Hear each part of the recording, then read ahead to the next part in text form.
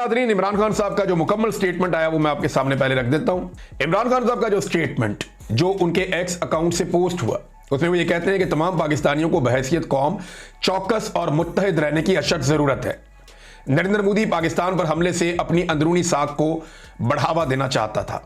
इसके मज़मूम अज़ाइम नाकाम हो चुके हैं और वो जख्मी है और वो अपनी रसवाई के बाद मजीद हमाकत करेगा, जिसके लिए हमें बतौर कौम तैयार रहना चाहिए। इन हालात में मुल्क कौम को इत्तेहाद और यगानगत की ज़रूरत है। इस इत्तेहाद के लिए बहुत ज़रूरी है कि अवाम की आवाज़ को सुना जाए। मैंने हमेशा कहा है कि पाकिस्तान की खातिर आइन और कानून की बहाली, अदलिया की आज़ादी और जुल्म के खात्मे के लिए जिसके पास इख्तियार है, इससे बात करने के लिए तैयार हूं। मुझे अपने लिए किसी डील या आसाइश की ज़रूरत नहीं है। नून लीग कठपुतली हुकूमत से किसी भी किस्म की गुफ्तगू या मुज़ाकरात बेफायदा है। इस हुकूमत का झूठे इक़्तिदार से चिमटे रहने के सिवा कोई मकसद नहीं है। इनके इख्तियार में कुछ भी नहीं है।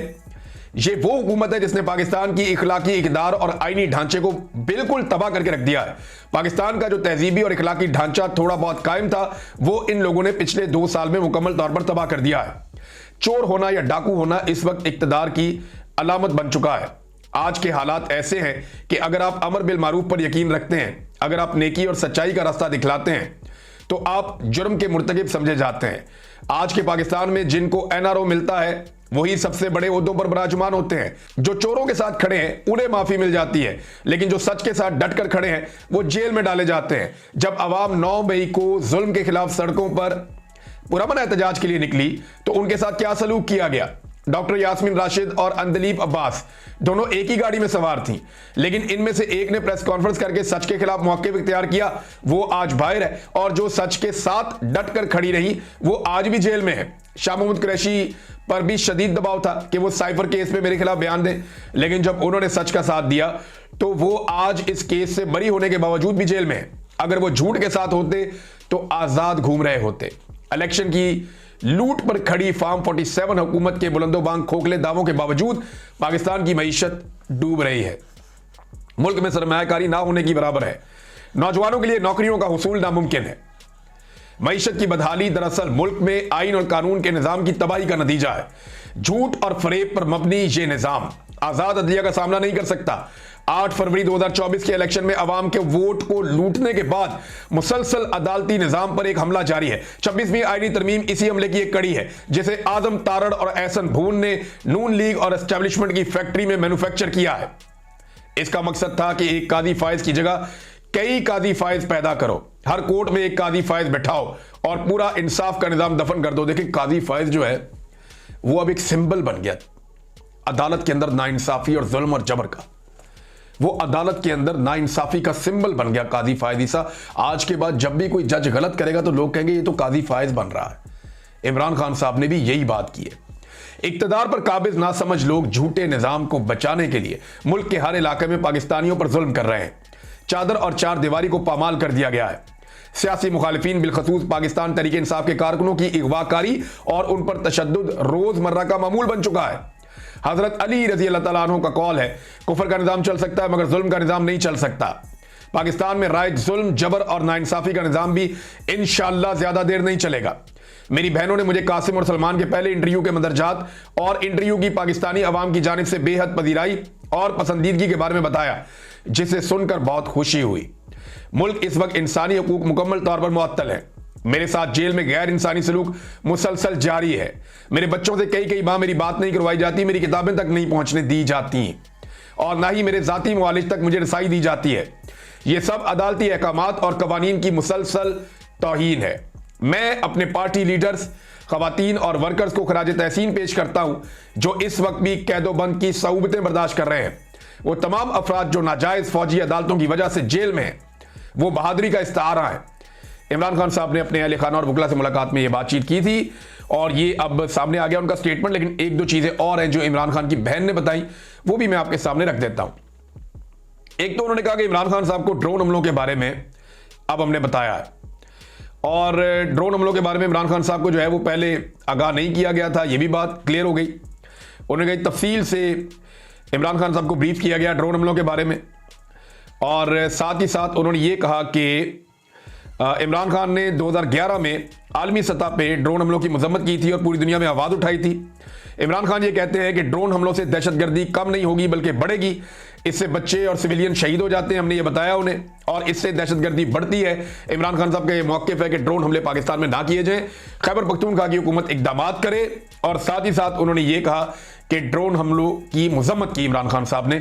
तो ये जनाब इमरान खान साहब का एक स्टेटमेंट है। दूसरा, इमरान खान साहब की जो बहन है उन्होंने बताया कि 3 महीने से अलकादर का जो केस है इमरान खान साहब का, वो अदालत उसको सुन नहीं रही, और ये आधे घंटे की समाअत के बाद इमरान खान साहब आज ही रिहा हो सकते हैं अगर अलकादर केस की समाअत अदालत कर ले।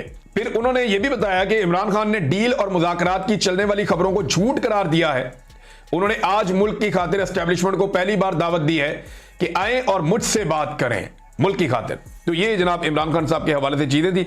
नाज़रीन, बैरिस्टर गौहर ने एक डाटा भी शेयर किया है इमरान खान साहब के हवाले से, और बैरिस्टर गौहर ये कहते हैं कि नवाज शरीफ और मरियम नवाज को जब सजा हुई तो पहली बार 71 दिन में इनकी जमानत हो गई, ये बाहर आ गए, और जब दूसरी मरतबा इनको सजा हुई तो 90 दिन में इनको जमानतें मिल गई और ये अपने अपने घर चले गए।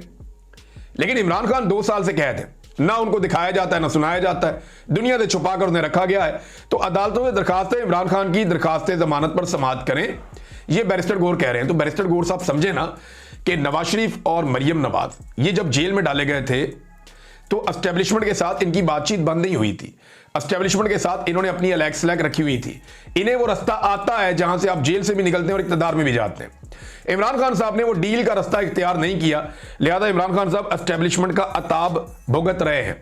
लेकिन अदालतें अगर इंसाफ दें तो इमरान खान साहब बाहर आ जाते हैं, या अगर अदालतें जो हैं वो प्रेशर लेना बंद कर दें या अदालतों के ऊपर से एस्टेब्लिशमेंट अपना दबाव हटा दे तो भी सूरत-ए-हाल बेहतर हो सकती है। अब नाज़रीन, एक और खबर है, और ये बड़ी इंटरेस्टिंग खबर है, और इसमें पूरे पाकिस्तान को जो है वो साइड लेनी चाहिए एमएल वली खान की। मैं एमएल वली खान के ऊपर बहुत तनकीद करता रहा हूं, लेकिन आज मैं उनके साथ खड़ा हूं। हुआ ये कि एमएल वली खान की और जो चेयरमैन पीटीए हैं इन दोनों के बीच में लड़ाई हो गई चर्च को लेकर, यानी चर्च के ऊपर ये दोनों लड़े हैं। एक सेनेटर है और सरबराह है एक बड़ी पॉलिटिकल पार्टी के, और दूसरे जो हैं वो चेयरमैन है पीटीए के major general retire Hafizur Rahman साहब। इन दोनों के बीच में झड़प हुई, और हुआ ये कि जो मेजर जनरल रिटायर साहब हैं, यानी यहाँ पे रिटायर फौजियों को ओहदे दे दिए जाते हैं और मेरिट कोई होता नहीं है, जो फौजी रिटायर होता है उसे किसी ना किसी ओहदे पे लगा दिया जाता है, कहीं ना कहीं एडजस्ट कर दिया जाता है। तो इन्हें भी एडजस्ट किया गया पीटीए के अंदर, पाकिस्तान टेलीकम्युनिकेशन अथॉरिटीज में चेयरमैन बना दिया गया। इन्होंने जनाब एमएल वली खान साहब को, कॉन्फिडेंस बहुत होता है ना इनमें, किसी को कुछ भी कह सकते हैं, ताकत बहुत है, सारी जिंदगी यूनिफॉर्म में ताकत रही, डंडा हाथ में है, रिटायरमेंट के बाद भी जब नौकरी मिल जाती है तो उन्हें लगता है ये भी सारा इदारा हाथ में है, तो वो अपनी ताकत के ऊपर बड़ा जोम होता है, तो हर बंदे को चलते फिरते जो मर्जी कर लेते हैं। तो यहां पे उन्होंने कहा जी मुझे भी चर्च का सिगरेट दें, ये एमएल वली खान साहब पे उन्होंने तंज कर दी। अंदाजा करें आप ये कितनी घटिया हरकत है और कितनी नीच हरकत है कि आप एक सेनेटर को, जो एक पार्टी का सरबराह है, उसे आप ये कह रहे हैं कि मुझे भी चर्च का सिगरेट दो। कितना बड़ा एलिगेशन है आप जो उसके ऊपर लगा रहे हैं। अभी एक दिन पहले डीजीआईएसपीआर साहब का स्टेटमेंट मैंने आपको पढ़ के सुनाया था। डीजीआईएसपीआर ने क्या कहा था? उन्होंने कहा था जी पॉलिटिकल एलीट जो है या जो सियासी एलीट है वो करप्ट है, और ये कहा था तलबा को कि आप उनकी बातों में मत जाएं, हमारे साथ चलें, हम फौज आप में से हैं और आप फौज में से हैं। ये इस तरीके से उन्होंने बात की थी। तो ये इंतहाई अफसोसनाक है ना, आप सिविलियन की आदत को इतना घटिया क्यों समझते हैं? आप सिविलियंस को इतना गया गुजरा क्यों समझते हैं? बेशक आप उन्हें कीड़े मकोड़े समझते हैं, लेकिन पब्लिकली तो आप ये ना कहें ना। इससे पहले बच्चों के सामने कह दिया जी पॉलिटिकल अशराफिया सारी करप्ट है, और अब जाके जनाब ये दूसरे साहब हैं, इन्होंने कह दिया जनाब मुझे भी चर्च वाला सिगरेट दो, उनको चर्सी होने का उनके ऊपर इल्जाम लगा दिया। तो क्या कभी किसी जर्नैल के ऊपर ऐसे सियासतदानों ने चर्सी भंगी होने का इल्जाम लगाया? वो तो अपनी हुदूद के अंदर रहते हैं, वो तो किसी सरकारी ऑफिसर को कोई हक नहीं पहुंचता कि वो उठ के अवामी क़यादत के ऊपर इस तरह उंगली उठाए और उनके ऊपर इल्जामात लगाए।